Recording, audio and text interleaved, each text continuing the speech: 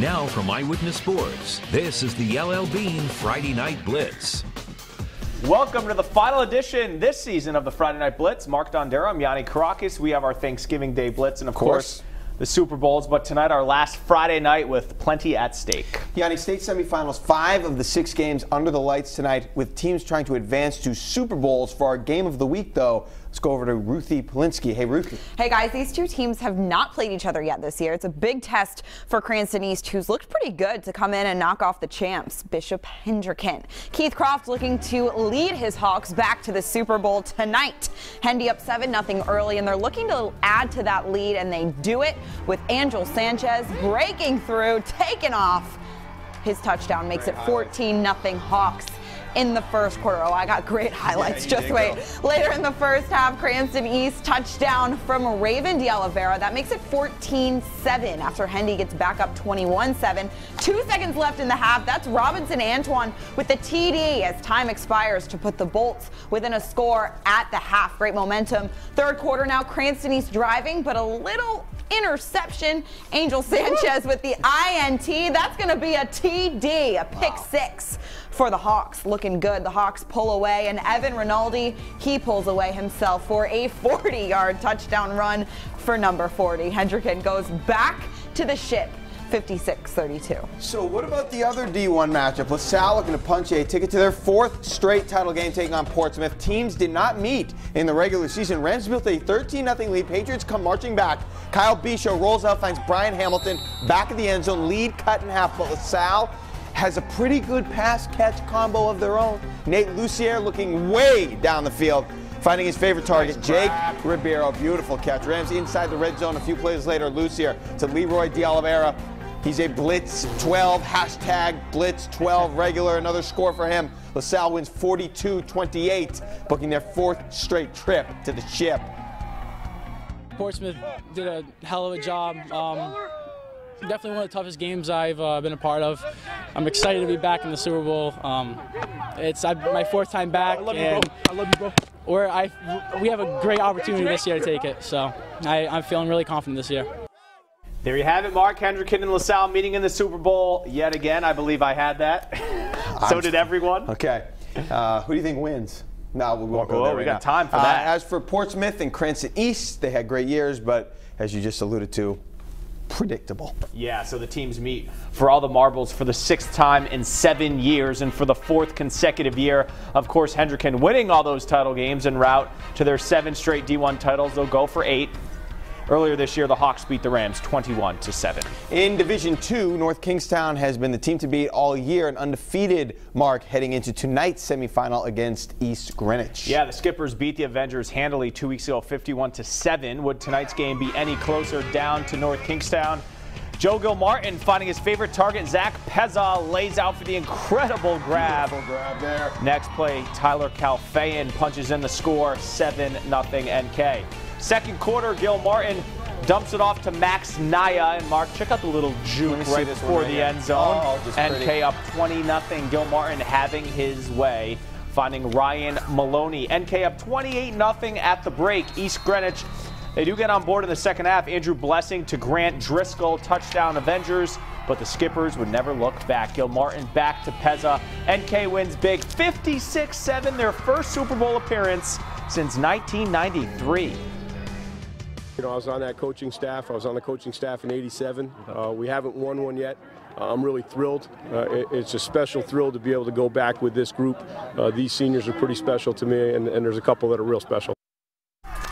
Moses Brown and Westerly from Cranston Stadium with a spot in the D2 Super Bowl on the line. MB up 10 second half, trying to put the game away, but Michael Walsh would be intercepted here by Westerly's Jacob Gilman, putting the Bulldogs back in business. And after a methodical drive featuring only running plays, Tristan Toronto bust across the line and make it 10-7.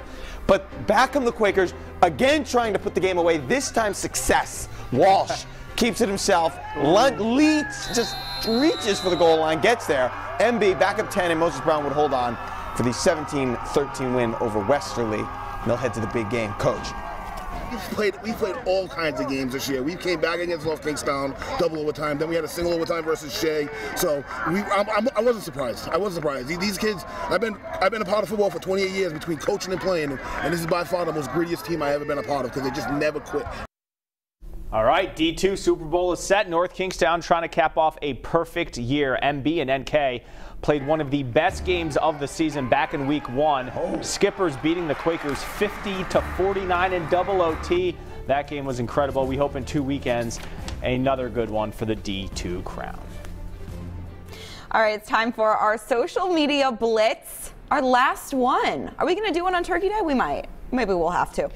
But let's take a look at what you guys were posting tonight during your Friday night games. This person, David Daddy. Yeah. With his unbelievable, beautiful high school football that we like to throw out at our games of the week. And I had to throw this one in there. Yanni's going to be mad at me. But I had to get this in there. Maybe if it's going to punch up for me. There it is. Oh, yeah. Promoting. Recite the script for the promo right now. Yes, promoting our Thanksgiving Day Turkey Blitz. You don't want to miss that. Obviously, stick around, watch the highlights from the game. And then this is my new friend. He gets to watch his boy Dylan play in the Super Bowl for the 4th straight year. Pretty unbelievable. He saw me today and wanted to be on our show. So I said, let's take a picture. So that'll do it for this week's Blitz. Oh, here's one more. We could do this one. Meg. Here we go. Told her she'd be on the news if she'd post a picture with our football, and there she is. So I love it. Thanks, you guys. Always hashtag Blitz12, even if you just want to, because we love the support.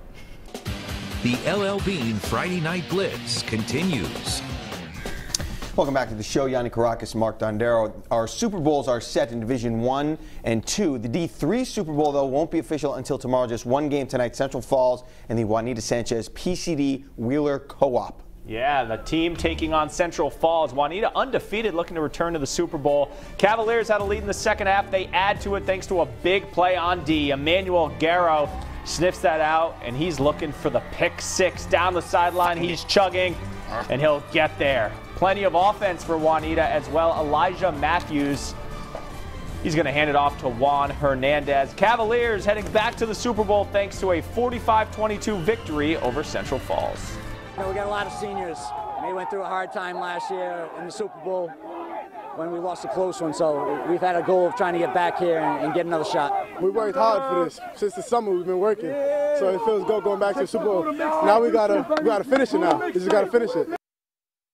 For more on the other D3 game tomorrow, let's go over to Ruthie Polensky on Burrillville and Lincoln. Ruthie. Should be a good one, guys. Tomorrow morning at 10:30 in Burrillville when the Broncos host the Lions. These two teams faced off earlier this year, Burrillville winning by a decisive 35-14.